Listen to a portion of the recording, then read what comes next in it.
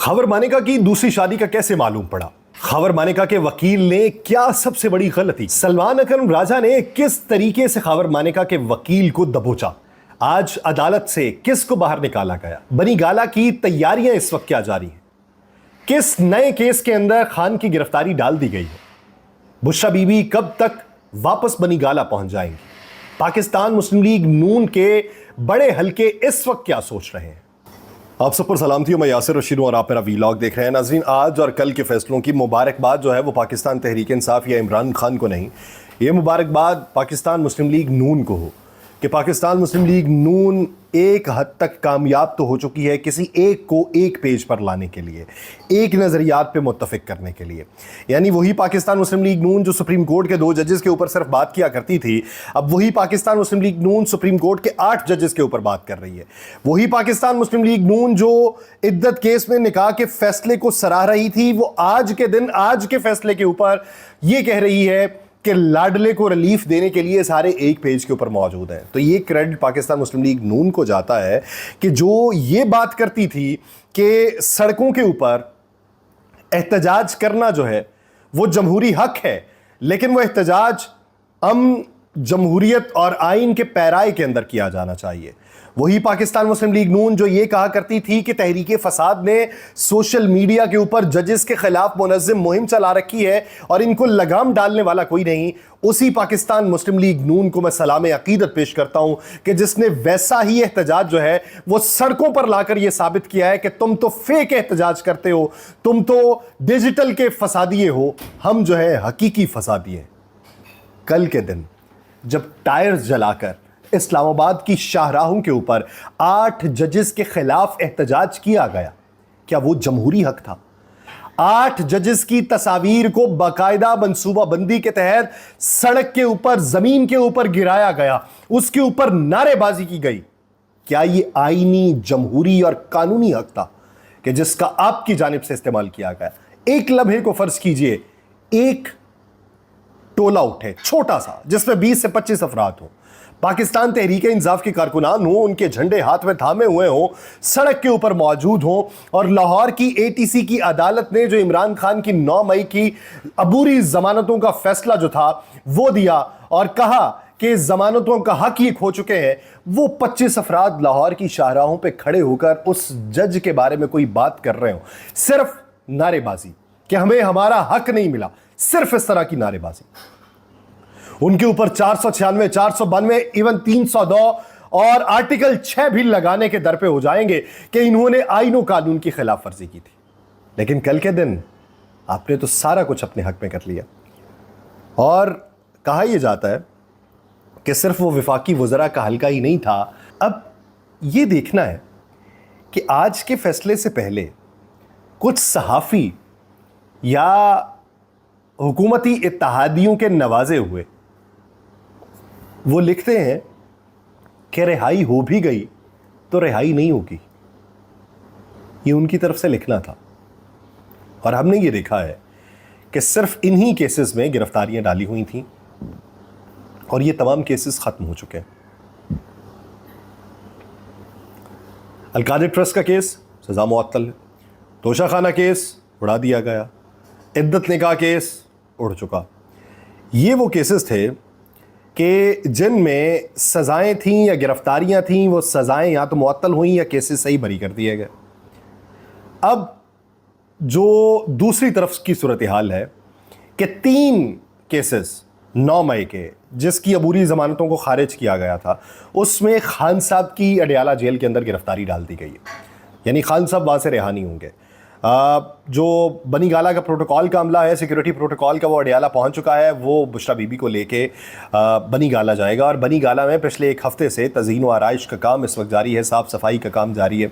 और कल भी ये किसी ने क्लेम किया था कि इमरान खान साहब के कमरे को भी साफ़ किया जा रहा है, लेकिन इमरान खान साहब जो हैं वो आज का फ़ैसला बेशक अफजल मजोका साहब ने उनके हक़ में सुना दिया, लेकिन उनकी रिहाई मुमकिन नहीं हो पाई। अदालत ने मुख्तसर आज फैसला सुनाते हुए दोनों की सज़ाएं कलअदम करार दी हैं और बरी करने का हुक्म दिया और कहा कि किसी और मुकदमे में मतलूब नहीं तो इनको रिहा कर दिया जाए। लेकिन मुझे याद है कि जब अफजल मजोका साहब ने सज़ाओं को मुअत्तल करके ज़मानत देने का जो दरख्वास्तें थीं उसके ऊपर उसको रद्द किया था, तो बहुत सारे लोग बातें करना शुरू हो गए थे, या इनका कत्ल, कानून का कत्ल, ये फ़लाँ है, ये फ़लाँ है। मैंने उस दिन भी बात की थी कि उन्होंने वहाँ पर जुमला इस्तेमाल किया कि मरकज़ी अपील अभी बाकी है, मरकज़ी अपील पर भी फैसला अगले हफ्ते तक सुनाना है। तो इसलिए जब मरकज़ी अपील चल रही हो तो सुप्रीम कोर्ट के एक हुक्मनामे के मुताबिक फिर ज़मानतों के ऊपर रिहाई नहीं होती।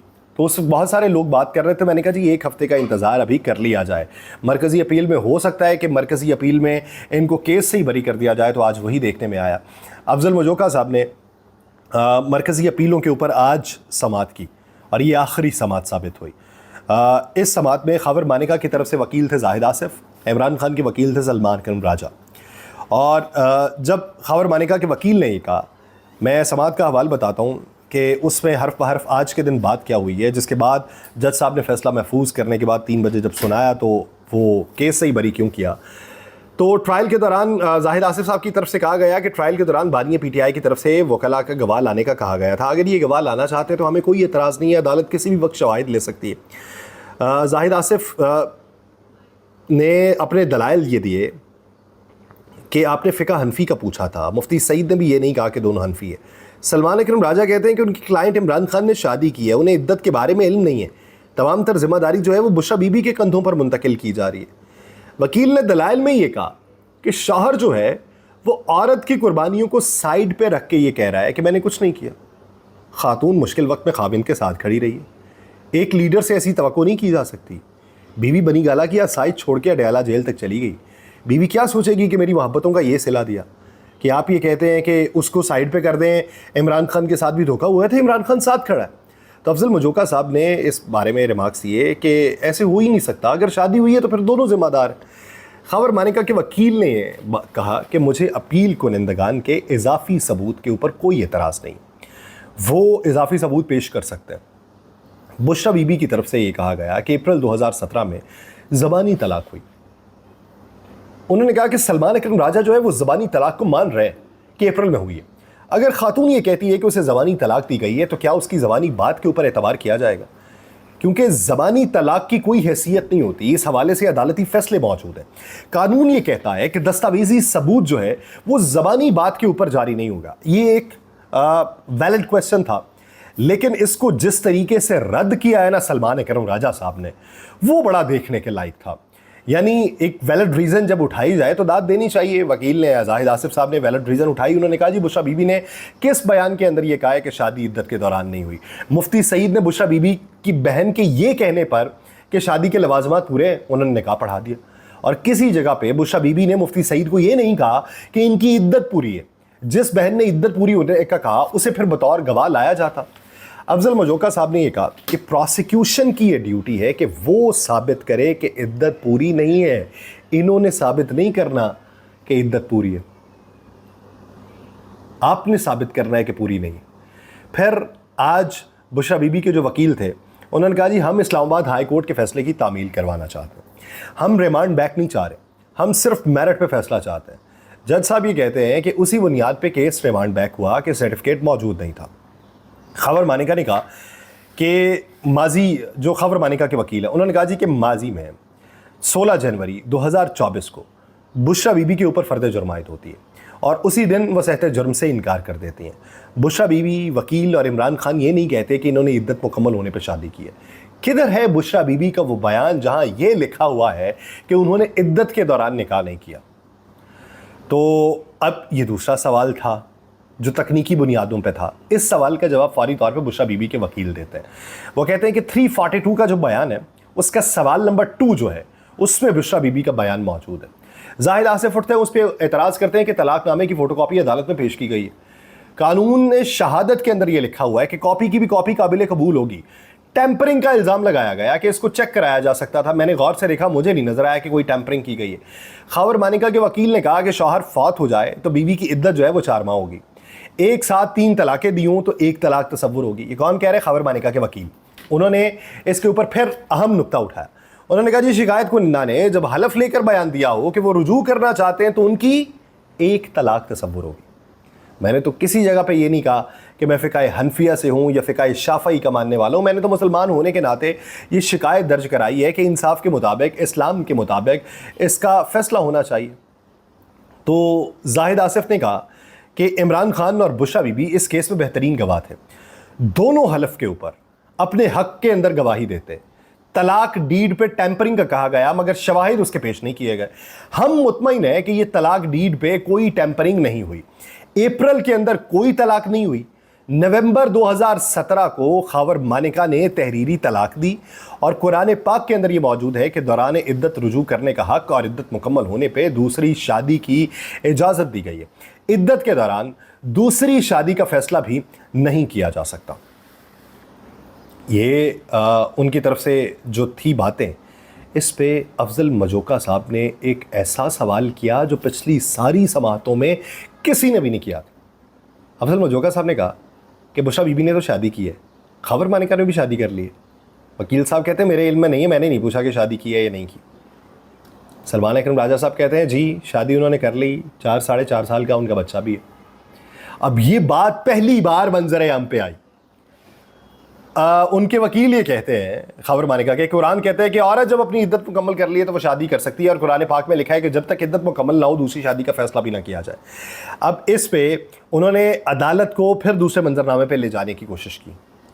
खबर मानिका के वकील ने सवाल उठाया वहाँ पे कि पहले निकाह हो गया था तो फिर दूसरा निकाह करने की ज़रूरत क्यों पेश आई। इसका मतलब ये है कि पहला निकाह फ्रॉड था। कहीं भी इस बात से इनकार नहीं किया गया कि शादी फ्रॉड और दौरान इद्दत नहीं थी। सलमान अकरम राजा साहब ने वहाँ पे जवाबुल जवाब में ये कहा कि चेयरमैन यूनियन काउंसिल को नोटिस जारी ना करना कोई और जुर्म हो सकता है, फ्रॉड नहीं हो सकता। तलाक का नोटिस जो है वो खबर मानिका ने नहीं दिया तो 90 दिन का सवाल ही पैदा नहीं होता। वो तो खबर मानिका को देना चाहिए। खबर मानिका अगर देते तो फिर बात और होती। वो खबर मानिका ने तो दिया ही नहीं। तो मुस्लिम फैमिली लॉ के सेक्शन 7 को पढ़ा है, उसमें लिखा है कि नोटिस लाजमी शर्त नहीं है।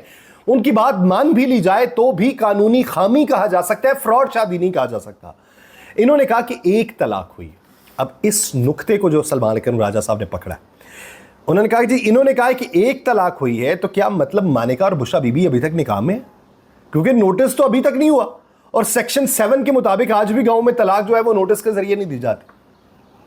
फिर वो क्या नाम है, हिल गए जाहिद आसिफ साहब। उन्होंने कहा कि ट्रायल के दौरान गवाह ओन चौधरी पर इद्दत के हवाले से कोई भी इजरा नहीं की गई और ट्रायल के दौरान मुफ्ती सईद पर भी इद्दत के हवाले से कोई इजरा नहीं की गई। सेक्शन 496 के साथ 494 भी शामिल किया जाए और ये वजाहत दी है कि खबर मानिका रुजू का इरादा रखते थे। खबर मानिका के वकील जाहिद आसिफ ने सज़ा को बरकरार रखने और 496 और 494 में सज़ा की इस्तदा कर दी और जब ये किया तो अदालत ने तमाम तर दलाइल सुनने के बाद फैसला जो है वो महफूज कर लिया और 3 बजे सुनाने का हुक्म दिया। 3 बजे अदालत जब दोबारा सजाई गई तो फिर से रश का एक समा था और फिर अदालत ने जो फैसला जारी किया उसने बहुत सौ की नींदें उड़ा दी और बहुत सौ जो हैं वो बावले हुए फिर से फिर रहे हैं।